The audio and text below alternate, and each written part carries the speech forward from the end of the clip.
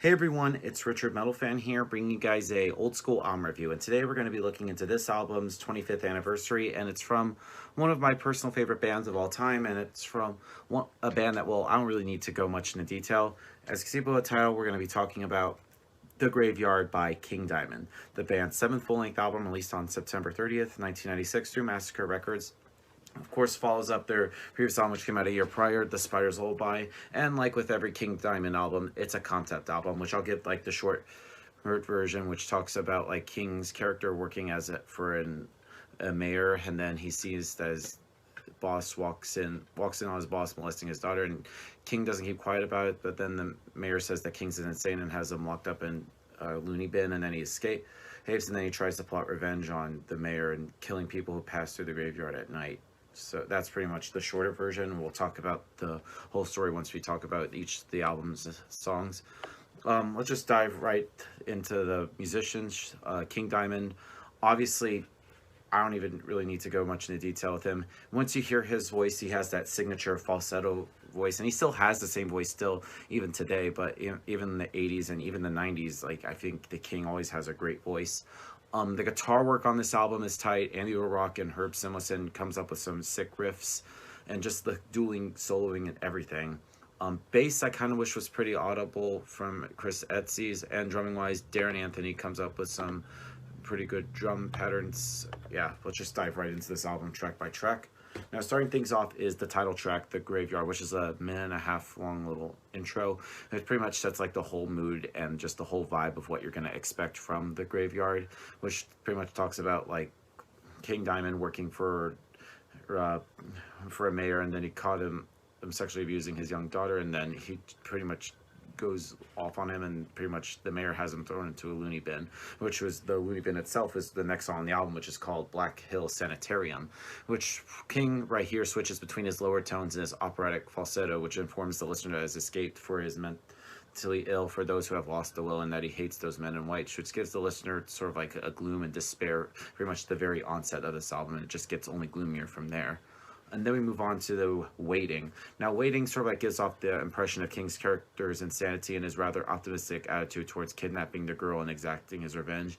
It seems like he's using his falsetto a lot more, and then his middle tones just push the plan as something anyone could do. And then we move on to Heads on the Wall. Now, Heads on the Wall brings up the theory posed for this album, and pretty much decapitated in a graveyard, and the soul creeps in there and lives forever, and the track slows down with a good guitar riff, which opening to a bit of almost like a ballad, if not an opera, and it continues on for a slow pattern, gaining speed with every chorus from the album until there's like a complete instrumental and vocal break followed by an explosion where King just tells the listener how he takes it upon himself to kill the Undertaker, Jeremiah, and appoint himself as like the graveyard's new caretaker as he continues to see heads on the wall. And then the song itself slows down again until King just slides into just some chaotic like speaking part, which pushes the listener further into the insanity of the character. And then we move on to the next song, is called Whispers. Now, the said voices are sort of like double versions of the King's own voice, and it has like really interesting pauses where the rhythm reminds you a little bit of West Side Story. And then the corresponding image of the group ganging up on one man mentally to force him to do something is probably almost kind of like the intended effect. Then we move on to I'm Not a Stranger. Now, the rhythm in this song is really catchy in his way, I don't know, the way that King sings the verses, and he sings as a tone that you can understand the lyrics, which can be good or bad depending on what you think of the man being attracted to a 7-year-old. Even like in the lyrics you hear, such beautiful eyes you have, such beautiful hair, you must be at least 7 years of age, am I right now? Which is kind of fucked up. And then King moves on to his exact plan, shows up at Lucy's school, seeming to admire her, then luring her into her crutches by saying he's not a stranger, that'll bring her to Mackenzie later on, with making such a fuss, which, just lyrically, it just no. Moving on to Digging Graves. Now, this song pretty much slows down again at King laments over his change since he's been committed to the Black Hill Sanitarium, digs the 7 graves and where he'll put Lucy. And its song itself is dark and gloomy, really painting the picture you see on the album cover itself, and it's just establishes the tone as heavy sounding bell. Then we move on to Meet Me at Midnight, and this is pretty much where the story really just goes into full force. And then the lunatic buries Lucy alive in his cemetery. He calls up her dad, the town mayor, and warns him that if he doesn't show up at midnight, Lucy will be dead.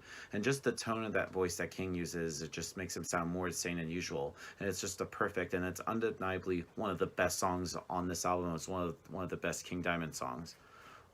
Moving on to Sleep Tight Little Baby. Now this is pretty much where it slows down once more, opening with a spoken intro and then the sound of a crying Lucy as King character places her in a coffin and begins to bury her.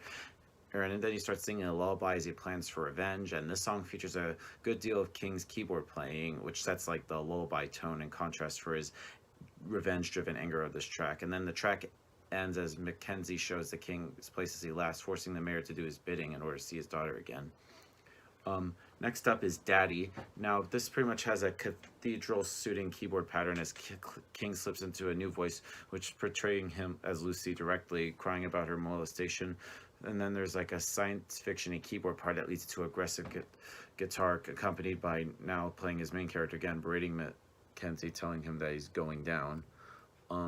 Trick or Treat is up next, and at this point, King exposes his full and final plan where he blindfolds Mackenzie and forces him to play a game of, pretty much as the song title says, Trick or Treat, as he pretty much digs into 7 graves to see his daughter, and he has 3 chances to find her, or he will die. And then he digs into the first 2 coffins, doesn't find Lucy, but the 3rd try he succeeds and is promptly knocked out by the King. And the instrumentation on this track is all over the place, but in a good way.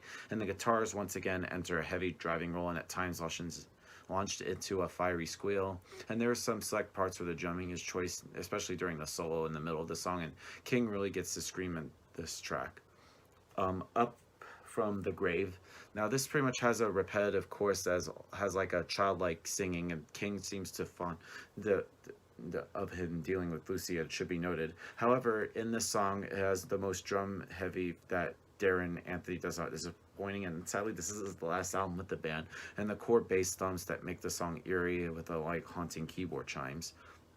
And then we get to I Am. Now this pretty much comes off as a forgettable song where the King's character is mad enough that he must now hold a trial to convict Mackenzie of his wrongdoings. And there's a few fun parts, and the guitar is interesting, but the most part, it's just the slow nature of the song doesn't keep up with the rest of the album. And then we close things out with Lucy Forever, and it opens slowly with some excellent drumming as King sets a date for Mackenzie's death. However, Lucy pulls her open, a shard glass from a broken window falls down and cuts off King's head, and he finds the whole rumor of losing her head in the graveyard true. Oh, and I don't know, it's just a interesting way to end this album, and it closes with King singing that it'll be with Lucy Forever. Now overall, The Graveyard by King Diamond, another sick addition to his discography. If I were to give this album a score, I'm going to give The Graveyard by King Diamond a solid 8.5 out of 10. So yeah, that's my review of The Graveyard, guys. Let me know in the comments what you guys think about it, and I'll see you all in the next video, and as always, keep it metal.